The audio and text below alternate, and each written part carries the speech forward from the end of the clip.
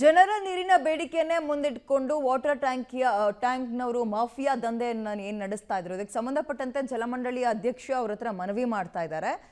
ಏನಂತ ಜನರ ಸಂಕಷ್ಟವನ್ನು ದುರ್ಬಳಕೆ ಮಾಡ್ಕೊಳ್ಳೋಕೆ ಹೋಗಬೇಡಿ, ಸರಿಯಾದ ದರ ನಿಗದಿ ಮಾಡಿ. ಜಲಮಂಡಳಿಯು ಬಡ ಹಾಗೂ ಮಧ್ಯಮ ವರ್ಗದ ಜನರಿಗೆ ನೀರನ್ನು ಒದಗಿಸುತ್ತೆ. ಈಗ 200 ವಾಹನವನ್ನು ವಶಕ್ಕೆ ಪಡಿತೀವಿ. ಮುಂದಿನ ದಿನದಲ್ಲಿ ಬೇಡಿಕೆಗೆ ತಕ್ಕಂತೆ ಟ್ಯಾಂಕರ್ನ ಇನ್ನೊಂದಷ್ಟು ಹೆಚ್ಚಾಗಿ ವಶಕ್ಕೆ ಪಡಿತೀವಿ.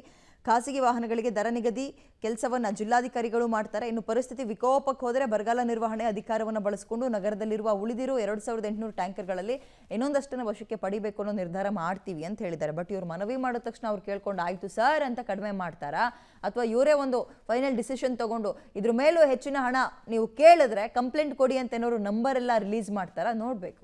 ಈ ಒಂದು ಸಮಯದಲ್ಲಿ BBMP-ಅವರಿಗಾಗಲಿ BWSSB ಅವರಿಗಾಗಲಿ ನೇರವಾಗಿ ಈ ಒಂದು ದರವನ್ನು ನಿಯಂತ್ರಣ ಮಾಡೋದಕ್ಕೆ ಕಾರ್ಯವ್ಯಾಪ್ತಿ ಇರೋದಿಲ್ಲ. ಹಾಗಾಗಿ ಇದರ ಬಗ್ಗೆ ಚರ್ಚೆ ಮಾಡಬೇಕಂತ ಮೊನ್ನೆ ವಿಧಾನಸಭೆಯಲ್ಲಿ ಕೂಡ ಚರ್ಚೆ ಆಯಿತು. ಅದಕ್ಕೆ ನಮ್ಮ ಮಾನ್ಯ ಉಪಮುಖ್ಯಮಂತ್ರಿಗಳು ಕೂಡ ಎಲ್ಲ ಸಂಬಂಧಪಟ್ಟ ಅಧಿಕಾರಿಗಳು ಮತ್ತು ಇಲಾಖೆಗಳನ್ನು ಕರೆದು ಒಂದು ಸಮನ್ವಯ ಸಮಿತಿಯನ್ನು ರಚಿಸಿ ಈ ಒಂದು ಟ್ಯಾಂಕರ್ಗಳ ಮುಖಾಂತರ ಏನು ದರವನ್ನು ಹೆಚ್ಚು ಮಾಡ್ತಾ ಇದ್ದಾರೆ, ಕೆಲವೊಂದು ಗುಣಮಟ್ಟದ ಇಶ್ಯೂಸ್ ಇದೆ, ಅದನ್ನು ರೆಗ್ಯುಲೇಟ್ ಮಾಡೋಕ್ಕೆ ಯಾವುದಾದ್ರು ಒಂದು ನಿಯಮಾವಳಿಗಳು ಮಾಡಬಹುದೇ ಅನ್ನೋ ಬಗ್ಗೆ ಚರ್ಚೆ ಮಾಡೋಣ ಅಂತ ಮಾನ್ಯ ಉಪಮುಖ್ಯಮಂತ್ರಿಗಳು ಸಭೆಯಲ್ಲಿ ಭರವಸೆ ನೀಡಿದ್ದಾರೆ.